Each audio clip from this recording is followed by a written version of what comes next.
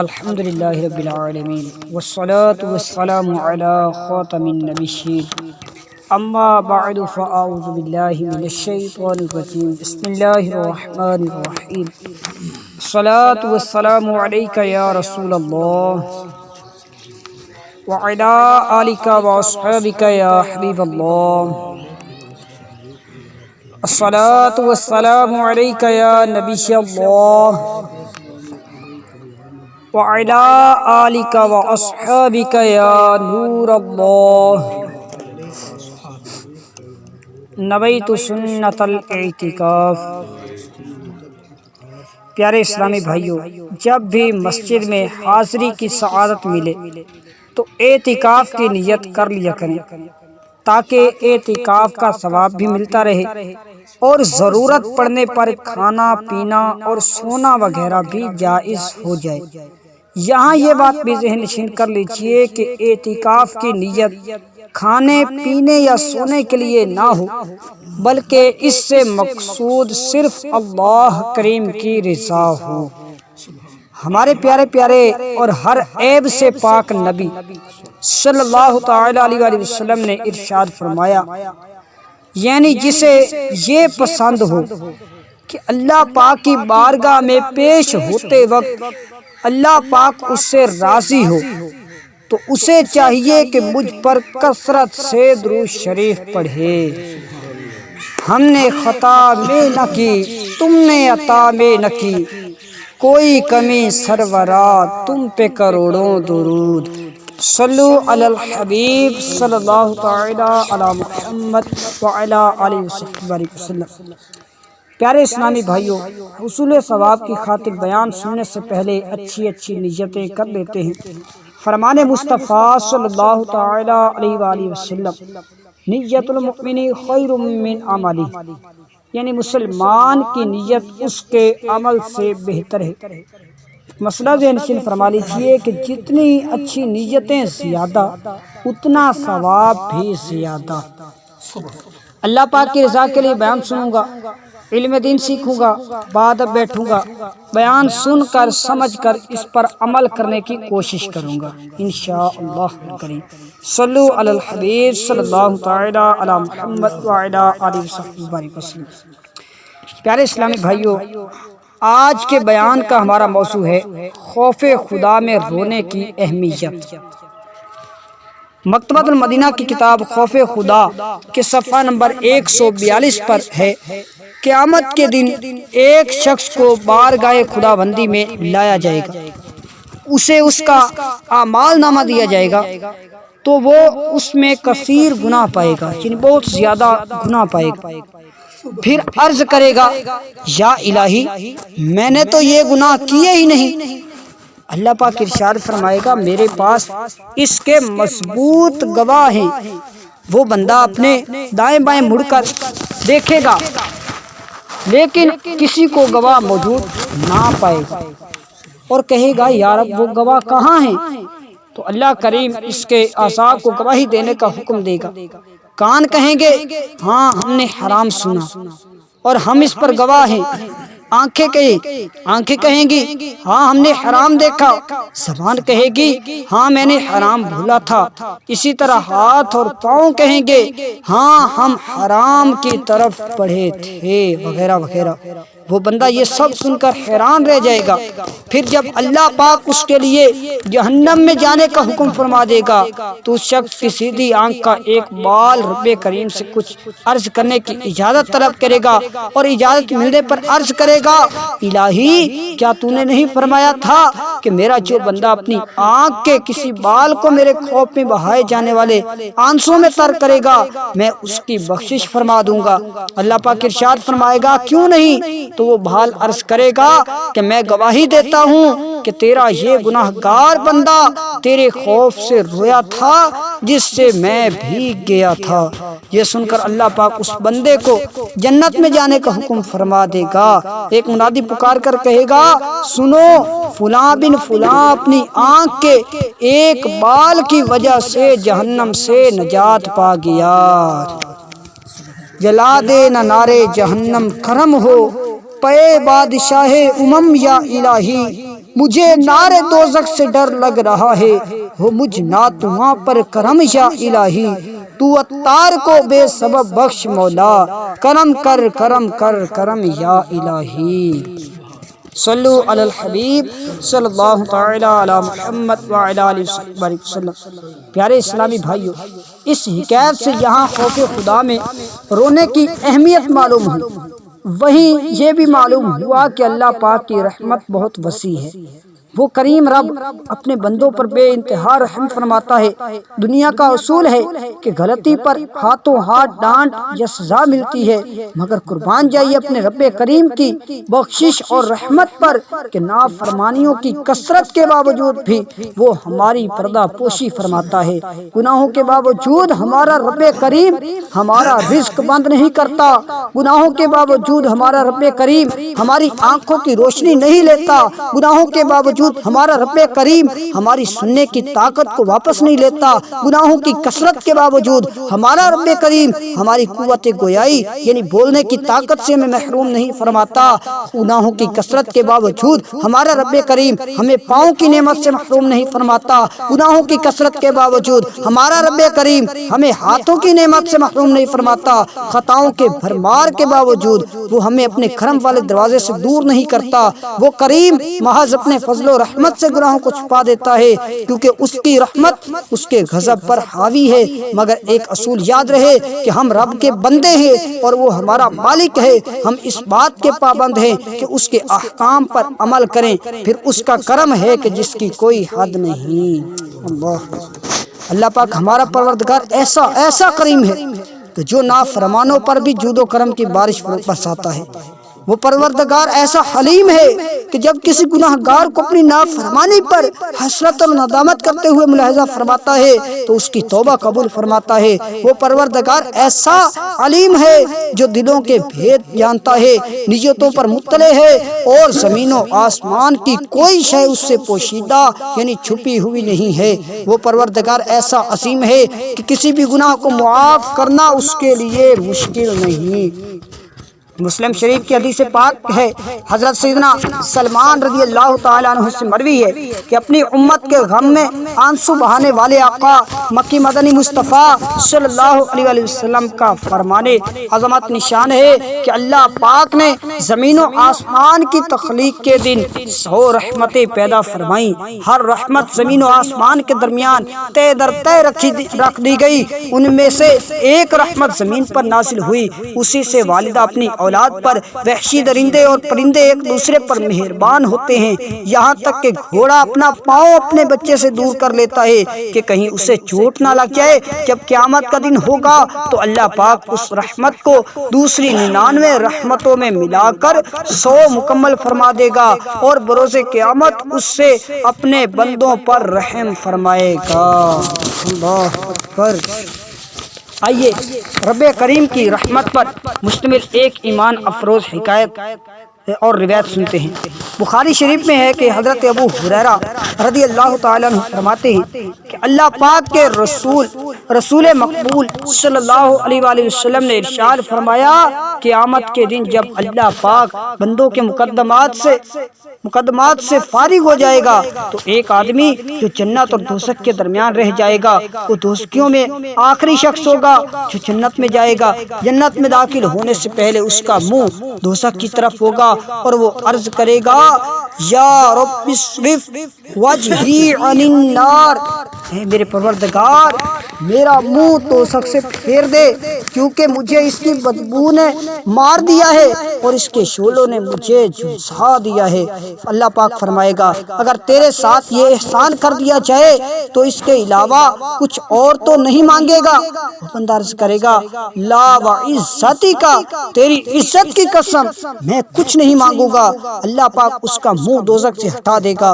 جب وہ بندہ جنت کی طرف منہ کر کے کرے گا تو جنت کی شادابی اور تازگی کو دیکھنے لگے گا۔ جب اللہ پاک چاہے چاہے گا وہ خاموش رہے گا، پھر عرض کرے گا اے میرے پروردگار مجھے جنت کے دروازے سے قریب کر دے۔ اللہ پاک اس سے فرمائے گا کیا تو نے وعدہ نہیں کیا تھا کہ تو جو کچھ مانگ چکا ہے اب اس کے علاوہ کوئی سوال نہیں کرے گا؟ وہ عرض کرے گا الہی میں تیری مخلوق میں سب سے زیادہ بد نصیب ہونا نہیں چاہتا۔ اللہ پاک فرمائے گا کہ ہو سکتا ہے کہ اگر تجھے یہ بھی مل جائے تو پھر کوئی اور سوال کرے۔ وہ عرض کرے گا اے پروردگار مجھے تیری عزت کی قسم اب میں کچھ نہیں مانگوں گا۔ پھر اللہ پاک اس کو جنت کے قریب کر دے گا۔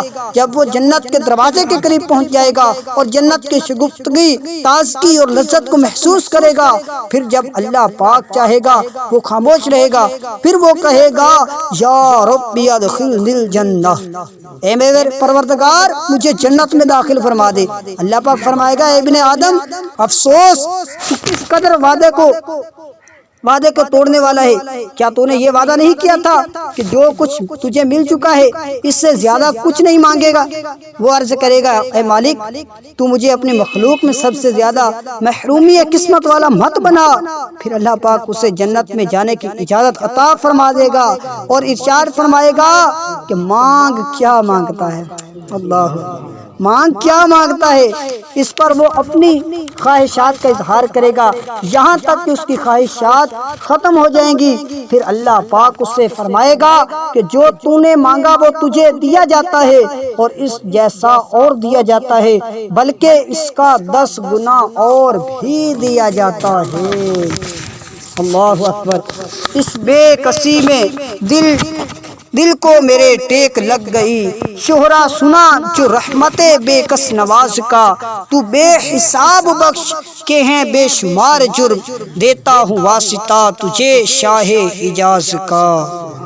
آئیے شعر کی مختصر وضاحت سنتے ہیں کہ پریشانی اور لاچاری کے عالم میں میرے دل کو اس وقت حوصلہ مل گیا جب میں نے اللہ پاک کی رحمت کا چرچا سنا۔ اے میرے رب میرے جرم بے حساب ہیں، تجھے شاہ حجاز مکی مدنی سرکار صلی اللہ علیہ وسلم کا واسطہ مجھے بے حساب بخش دے۔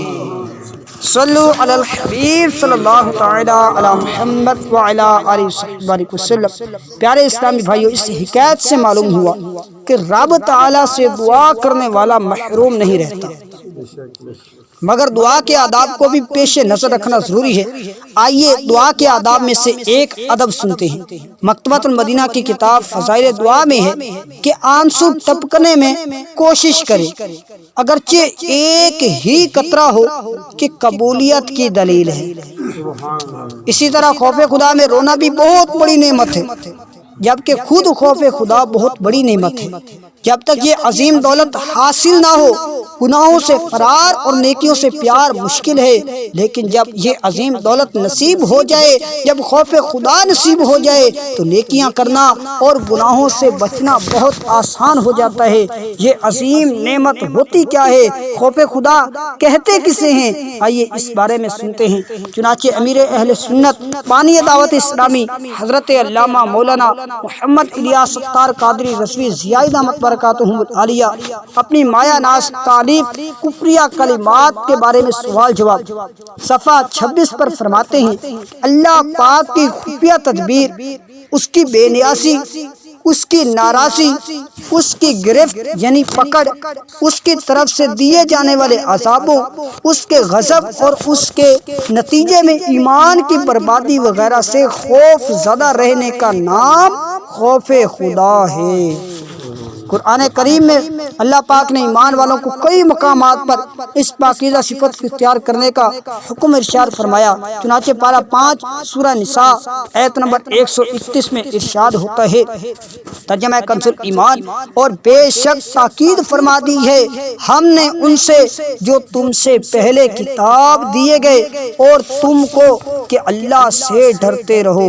اسی طرح پارہ 22 سورہ احزاب آیت نمبر 70 میں ارشاد خدا بندی ہے، ترجمہ کنز ایمان، اے ایمان والو اللہ سے ڈرو اور سیدھی بات کہو۔ پیارے اسلامی بھائیو معلوم ہوا کہ ایمان کے تقاضوں میں سے ایک تقاضا خوف خدا بھی ہے۔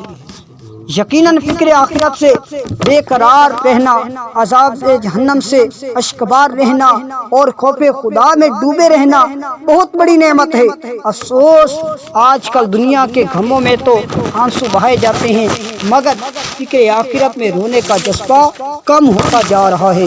غور تو کیجئے اس دنیا کی حیثیت ہی کیا ہے کہ اس کے لیے آنسو بہائے جائیں۔ یہ دنیا تو ایک مسافر خانے کی طرح ہے جس میں مسافر آ کر قیام کرتے ہیں اور چند دن رہنے کے بعد کوچ کر جاتے ہیں۔ مسافر خانے میں چند دن رہنے والا کبھی بھی وہاں لمبی لمبی امیدیں نہیں باندھتا۔ مسافر خانے میں چند دن رہنے والا کبھی بھی وہاں کی رونقوں سے دل نہیں لگاتا۔ لہذا ہمیں بھی دنیا کی فکر نہیں کرنی چاہیے اور نہ ہی اس کے لیے آنسو بہانے چاہیے، بلکہ آنسو بہانے ہوں تو خوف خدا میں آنسو بہائیے، آنسو بہانے ہوں تو عشق رسول میں آنسو بہائیے، آنسو بہانے ہوں تو فکر آخرت میں آنسو بہائیے، آنسو بہانے ہوں گناہوں کی کثرت پر آنسو بہائیے، آنسو بہانے ہوں نیکیاں نہ کر سکنے پر آنسو بہائیے، آنسو بہانے ہوں تو موت کی سختیوں کو یاد کر کے آنسو بہائیے، آنسو بہانے ہوں تو غم مدینہ میں آنسو بہائیے، آنسو بہانے ہوں اللہ پاک کی خفیہ تدبیر کے خوف سے آنسو بہائیے، آنسو بہانے ہوں قبر کو یاد کر کے آنسو بہائیے، آنسو بہانے ہوں قیامت کی ہولناک مراحل کو یاد کر کے آنسو بہائیے، آنسو بہانے ہوں تو یہ سوچ کر آنسو بہائیں کہ بروز محشر ہم اپنے ایک ایک عمل کا حساب کس طرح دے سکیں گے۔ آنسو بہانے ہوں تو یہ سوچ کر آنسو بہائیں کہ ہمارا خاتمہ ایمان پر ہوگا یا نہیں ہوگا۔ اللہ الغرض فکر آخرت میں بے قرار ہو کر آنسو بہائیے، اور اگر آنسو نہ بہتے ہوں تو اس بات پر آنسو بہائیے کہ ہمارے آنسو خوف خدا سے کیوں نہیں بہتے۔ کسی شاعر نے لکھا ہے کہ رونے والی آنکھیں مانگو، رونا سب کا کام نہیں، رونے والی آنکھیں مانگو، رونا سب کا کام نہیں، ذکر محبت عام ہے لیکن سوز محبت عام نہیں۔ اللہ آئیے فکر آخرت میں آنسو بہانے کی ترغیب پر دو احادیث طیبہ سنتے ہیں کہ نمبر 1، قیامت کے دن سب آنکھیں رونے والی ہوں گی، قیامت کے دن سب آنکھیں رونے والی ہوں گی مگر 3 آنکھیں نہیں روئیں گی، ان میں سے ایک وہ ہوگی جو خوف خدا سے روئی ہوگی۔ نمبر 2، فرمایا اے لوگو رویا کرو، رویا کرو، اور اگر نہ ہو سکے تو رونے کی کوشش کیا کرو، کیونکہ جہنم میں جہنمی روئیں گے یہاں تک کہ ان کے آنسو ان کے چہروں پر ایسے بہیں گے گویا وہ نالیاں ہیں۔ جب آنسو ختم ہو جائیں گے خون بہنے لگے گا اور آنکھیں زخمی ہو جائیں گی۔ ہم اللہ پاک کی بارگاہ میں جہنم سے پناہ مانگتے ہیں، گناہ گار ہوں میں لائق جہنم ہوں، کرم سے بخش دے مجھ کو نہ دے سزا یا رب۔ آئیے خوف خدا میں رونے سے متعلق بزرگان دین کے اقوال بھی سنتے ہیں۔ حضرت سیدنا عبداللہ بن عمر بن عاص رضی اللہ تعالیٰ عنہما فرماتے ہیں کہ رویا کرو، اگر رونا نہ آئے تو رونے کی کوشش کرو، اس ذات کی قسم جس کے قبضے قدرت میں میری جان ہے، اگر تم میں سے کسی کو علم ہوتا تو وہ اس قدر چیختا کہ اس کی آواز ٹوٹ جاتی، اور اس طرح نماز پڑھتا کہ اس کی پیٹھ بھی ٹوٹ جاتی۔ اللہ اکبر۔ حضرت سیدنا عبداللہ بن عمر رضی اللہ تعالیٰ عنہما فرماتے ہیں اللہ پاک کے خوف سے ایک آنسو کا بہنا میرے نزدیک 1000 دینار صدقہ کرنے سے زیادہ پسند ہے۔ نمبر 3، حضرت سیدنا کعب الاحبار رحمت اللہ علیہ فرماتے ہیں اس ذات کی قسم جس کے قبضہ قدرت میں میری جان ہے، اگر میں اللہ پاک کے خوف سے روؤں حتیٰ کہ میرے آنسو میرے رخساروں پر جاری ہوں تو یہ بات مجھے اس بات سے زیادہ پسند ہے کہ میں سونے کا ایک پہاڑ صدقہ کروں۔ تیرے خوف سے تیرے ڈر سے ہمیشہ، تیرے خوف سے تیرے ڈر سے ہمیشہ میں تھر تھر رہوں کانپتا یا الہی۔ صلو علی الحبیب صلی اللہ تعالی علی محمد وعلی آلہ وسلم۔ اے عاشقان رسول، معلوم ہوا کہ جسے رونا نہ آئے اسے رونے کی کوشش کرنی چاہیے۔ بسا اوقات گناہوں کی شدت اور دل کی سختی کی وجہ سے آنسو خشک ہو جاتے ہیں، اس سختی کو دور کرنے کا ایک طریقہ یہ بھی ہے کہ بھوک اور نفل روزوں کی کثرت کیجیے، اس سے دل نرم ہوگا، خوف خدا میں رونے کی سعادت حاصل ہو سکے گی۔ زہ قسمت کہ ماہ رجب کی آمد ہے، اس ماہ کے روزے رکھنے کی بڑی برکتیں ہیں، لہذا جن سے ہو سکے پکی نیت کیجیے اور اس ماہ کے نفل روزے رکھنے کی سعادت حاصل کیجیے۔ اس سے نہ صرف دل کی سختی دور ہوگی بلکہ ماہ رجب کی برکتیں بھی نصیب ہوں گی۔ رجب اور شعبان کے نفل روزے رکھنے کی برکت سے ماہ رمضان کے فرض روزے رکھنے میں آسانی ہوگی اور یوں فرض روزوں کے لیے پیش کی تیاری بھی ہو جائے گی انشاءاللہ الکریم۔ منقول ہے کہ چھٹے آسمان کے دروازے پر رجب کے مہینے کے دن لکھے ہوئے ہیں۔ اگر کوئی شخص رجب میں ایک روزہ رکھے اور اسے پرہیزگاری سے پورا کرے تو وہ دروازہ اور وہ یعنی روزے والا اور وہ دن اس بندے کے لیے اللہ پاک سے مغفرت طلب کریں گے اور وہ عرض کریں گے یا اللہ پاک اس بندے کو بخش دے، جبکہ اللہ پاک کے حبیب ہر عیب سے پاک نبی صلی اللہ علیہ وسلم کا فرمان ذیشان ہے کہ رجب میں ایک دن اور ایک رات ہے، جو اس دن اور رات اس دن کا روزہ رکھے اور رات کو قیام یعنی عبادت کرے تو گویا اس نے 100 سال کے روزے رکھے، 100 برس کی شب بیداری کی یعنی 100 راتیں وہ جاگا، اس رات کو جا کر عبادت کی 100 سال۔ اور یہ رجب کی 27 تاریخ ہے۔ پیارے اسلام بھائی، رجب المرجب کے روزے رکھنے والوں کے تو وارے ہی نہیں آ رہے ہیں۔ رجب المرجب کے روزے رکھنے والوں کے لیے اللہ پاک نے جنت میں خاص محل تیار فرمایا۔ ان خوش نصیبوں کو اللہ پاک رجب نامی نہر سے سیراب فرمائے گا۔ ان کے لیے جہنم کے دروازے بند اور جنتی دروازے کھول دیے جائیں گے۔ ان کے روزے گناہوں کا کفارہ بن جائیں گے اور روزے محشر کی ناقابل برداشت گرمی اور بھوک پیاس میں ان کے کھانے پینے اور آرام کرنے کا بندوبست کیا جائے گا۔ صلو علی الحبیب صلی اللہ تعالی علی محمد وعلی آلہ وصحبہ وسلم۔ اللہ پاک کی بارگاہ میں دعا ہے کہ ہم نے جو کچھ سنا، جو کچھ بیان کیا، اللہ پاک ہمیں اس پر عمل کرنے اور دوسروں تک پہنچانے کی توفیق عطا فرمائے۔ آمین بجاہ خاتم النبیین صلی اللہ علیہ وآلہ وسلم۔